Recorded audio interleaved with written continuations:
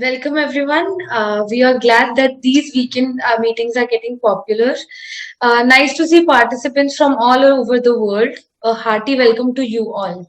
I am Shubhi Sinha from the youth wing of Rationalist International. I will be hosting today's event, weekend meeting with Sanal Edamaruku. First question is asked by Ashutosh Mukherjee from Kolkata. He is asking, all religious texts, Bible, Quran, or Bhagavad Gita speak out about universal human values and peace.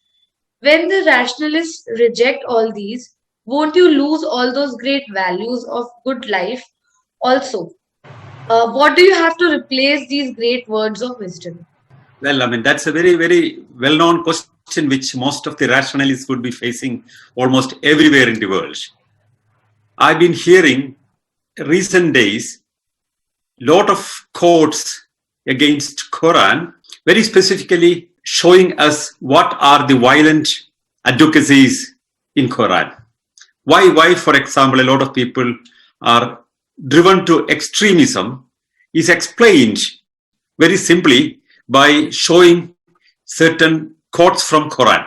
But interestingly, the majority of the Muslims are not following those quotes.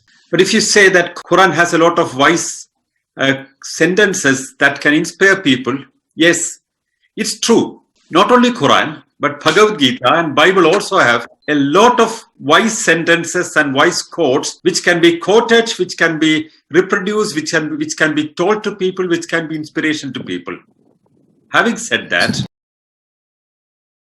unacceptable verses in all these scriptures that ask for violence, ask for intolerance, the gods are behaving as they are the protectors of certain people, a certain value system. Look at Quran. The infidel is to be executed. Enemies are to be chased and killed. I need not go for quotes from Quran because there are so many quotes available from Quran that clearly advocates violence. For example, anybody who leaves Islam is an apostate, and there are very clear statements in Quran and Hadiths for that. But look at Bible. Well, you can have a lot of fine quotes from Bible, especially in the New Testament. But if you take the whole Bible, I mean, even in the New Testament, there are violence. Jesus, before he's captured, he goes to the temple and use violence and beat out people who are there in the marketplace in the temple.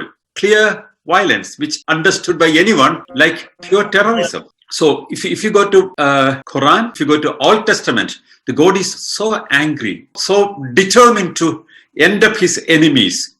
And whatever he considers wrong is punished so brutally. Cities are burned because they are homosexuals, or the enemies are chased and killed.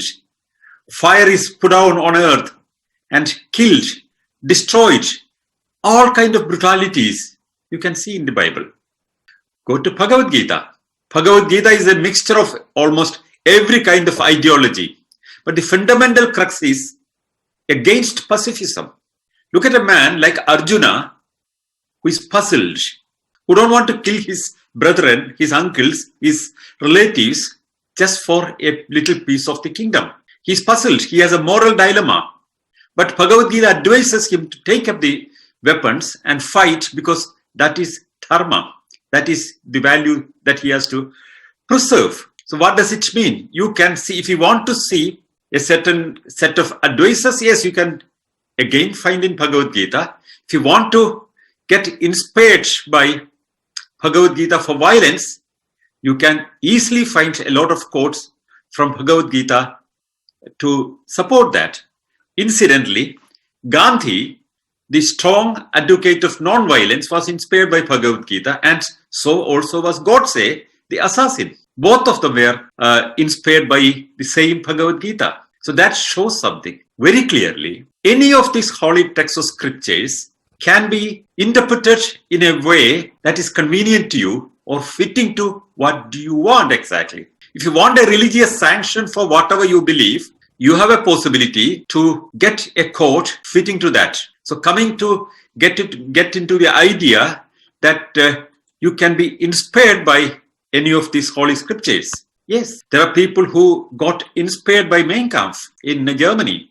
There are people who are inspired by ideologies or the idea that the Roman emperors have a power to decide about the whole world. They were people who believed that Alexander and the Hellenic ideas are the topmost of the whole world, and they have to take this message to the whole world.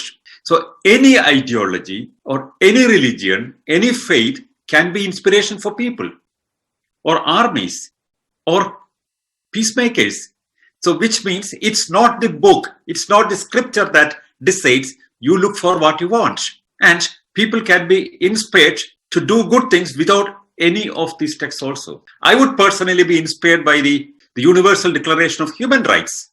And that has no prejudice.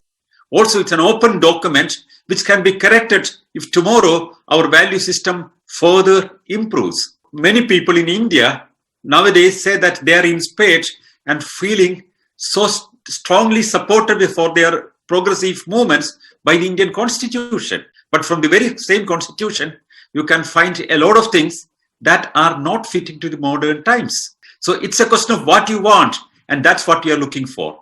If you want a religious text to be your inspiration, you can find a lot of things. But if you take that as the basis of your inspiration, the whole problem is it's a package.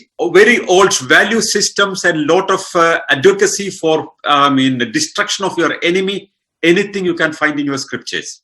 So if you go for a scripture for the value of it, for the merit of it, that's a wrong choice.